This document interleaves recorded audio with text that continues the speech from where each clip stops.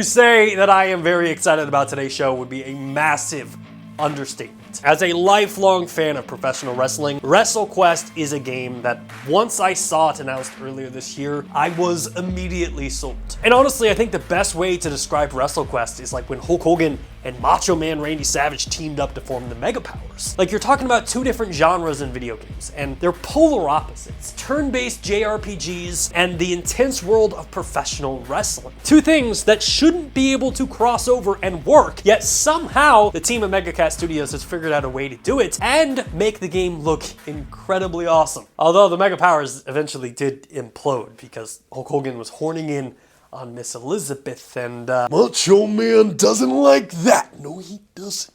So enough talking, ring the bell, let's get into WrestleQuest. Welcome Nate Flynn, Zach Manco, and James Deegan of MegaCat Studios to the Nerf Report. Are you listening? So, WrestleQuest, I wanted to write this down because I thought it was really interesting. Your website describes it as a classic RPG combat meets wrestling moves, match styles, and gimmicks galore. What was the inspiration for this game? Because this looks so awesome. Well, Zach, I hate to take the thunder, given that you're the major Silk Man here. Go for it. So WrestleQuest takes things that we just very much love the most. It's the storytelling of wrestling and the storytelling of RPGs with the character development and spectacle that you would expect with professional wrestling in a video game. So it takes some of our beloved childhood legends like the Macho Man Randy Savage, and it brings them into this very exciting, very fun, nostalgic world that we've created the last 4 years. I mean, 4 years is a long time to work for a game like this, and it's got to be pretty rewarding on your guys' end to kind of be at a point where it's about to release later this year, correct? First, I'm going to say that it's not releasing later this year. We haven't announced the release date yet. We're trying to hold that close to the chest, but it is very satisfying to get towards the end stage here of development. It is a 50-hour like critical path, massive game for us. So it wasn't it's not a light lift to have that many hours of interesting gameplay and playable characters and all the other world-building content that is needed to support it. Zach, how many words are in WrestleQuest after we cut it down? Well, even after we cut it down, there's still about 150,000 words. So there's lots to do, lots to see, lots to explore. Every character that you play as, there's a cast of 12 playable characters. Everyone has their own unique story and character arc and development and everything. So we really, didn't pull any punches with any of the narrative or the story, the core of what JRPG is. All that's in there. Yeah, that's the side of gaming that I don't think people really get to see very often or think about, because so often a game is released and someone looks at it and they're like, oh, this game's dead on arrival or it sucks, but they don't realize that 4 years of your guys' time, whether it be writing, developing, designing, or even just quality testing, went into this game. 150,000 words. I mean, that's insane. Yeah, we thought that too when we handed it over to localization. Also, you'd be surprised how many words don't exist in other languages. How did you guys balance that? Because I know pro wrestling is filled with a lot of slang. Ring rat is one that comes to my mind. Kayfabe, heel.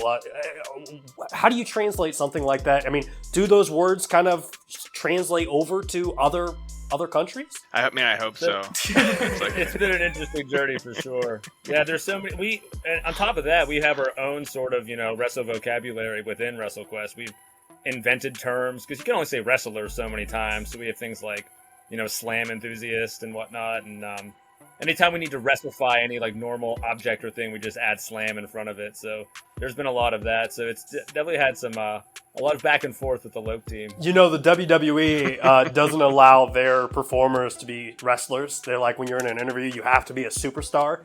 I'd like to think that Vince at one point was like, we're going to go with Slam Enthusiast. And that was kind of the name that he was like. It would have been good. Somewhere there is like an abandoned whiteboard with a ton of WrestleQuest, like just material, just like sitting there satisfying somebody. Well, I guess before we get any further into it, do you guys mind diving into kind of what your role is at, the studio? Yeah, I'm James. I'm the founder of MegaCat. I'm Nate Flynn, creative director. I'm Zach Manco, head of studio. Now, Zach, I would be punished in the comment section if I did not address your outfit. Oh, yeah. Yeah. So obviously, Are we about to throw down and kind of go at it in the squared circle right now? So I'm something of a method writer where I really need to get into characters. So throughout this development, I've been practicing my power bombs.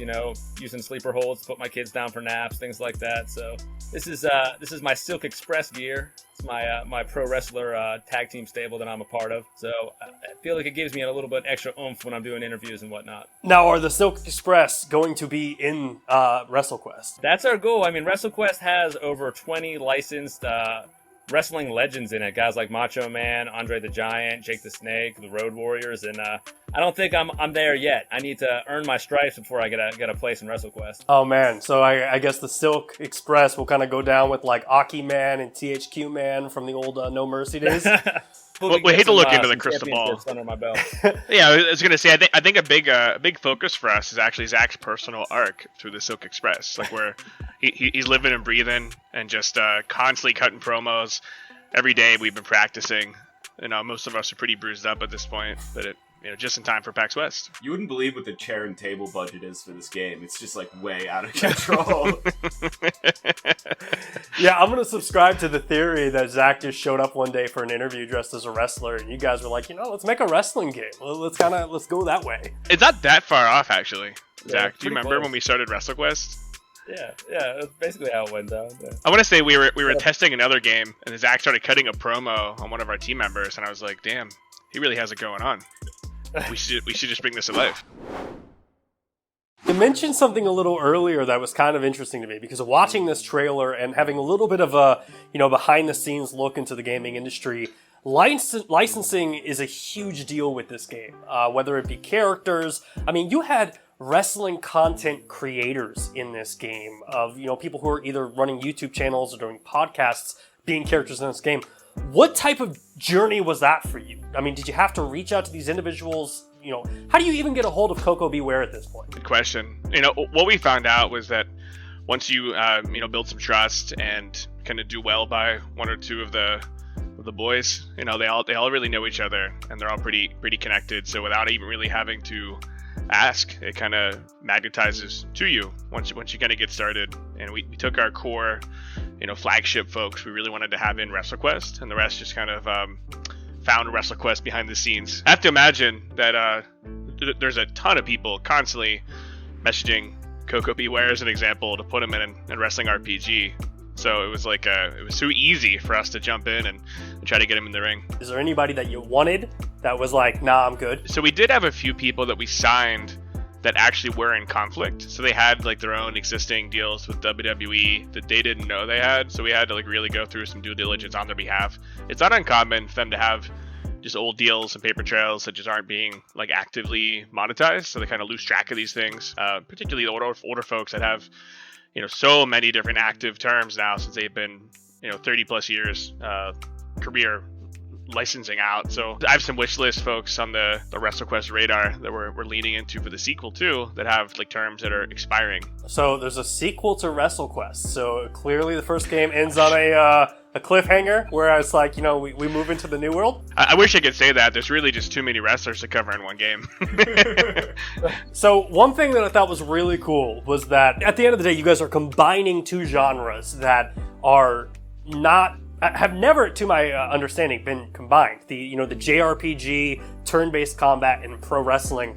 And one of the things that's really cool about like JRPGs or even just role-playing games is you go into these new worlds. But in WrestleQuest, you have like a strong style world that's just like for Japan. What was the inspiration behind that, and how many worlds can we expect when we play the game? When we decided to do a pro wrestling JRPG, really what we wanted to do was kind of WrestleFi every aspect of that turn-based system that we kind of, that I anyways grew up with and love. But, looking back 20 years later, it can be a little bit boring after a while. You just kind of, zoom by an autopilot, hitting the attack button every round. We wanted to kind of amp it up and increase the engagement and the fun there.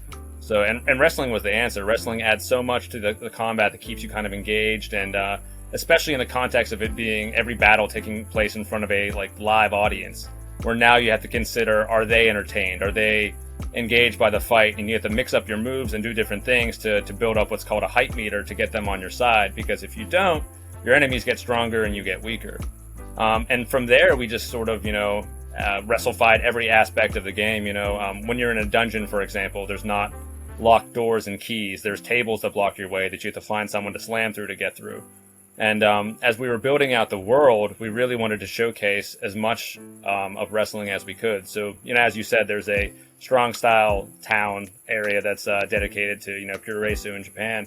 There's also Lucha Libre town. The first town you kind of come to is this hardcore ECW inspired town. So wrestling just has so much to offer with so much flavor and personality that we wanted to showcase as much of it as we could. Yeah, that's super unique, and especially that you touched on the hype meter. I think that's kind of one of the driving factors that oftentimes JRPGs kind of get repetitive, where it's like, hey, I'm using the same attack or the same summon or the same magic every single battle.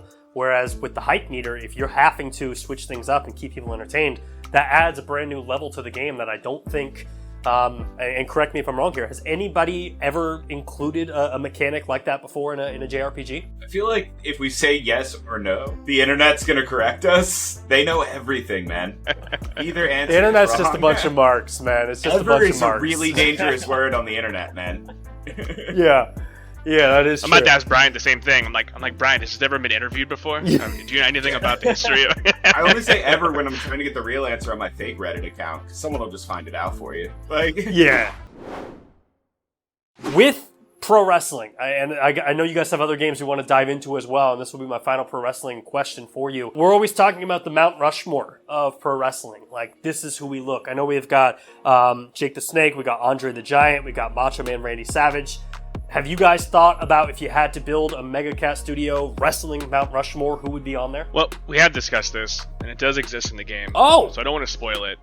But we have also, we've debated this for a while, because, there's some team members who just think that it's Macho Man 4 times, and it's like, there's actually a really good case here, too, to just keep it just purely based in the 80s, when this, transformative wrestling era took place. But, it's just, it's real bare to nail down, but we don't want to spoil how we chose to put that together in WrestleQuest, but it does come to life. I am so intrigued now, and I hope that it's either going to be one thing, it'll be super cool, or you're trolling all the wrestling fans and maybe put Doink and then IRS and just all these mid-card wrestlers up on the Mount Rushmore. Please don't insult Doink on this call. We'll have to talk.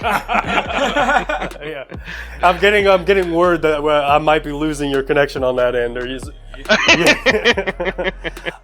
With this game, you guys are working with Skybound. Have you worked with Skybound before, or is this your guys' first experience? This is actually how we met Skybound.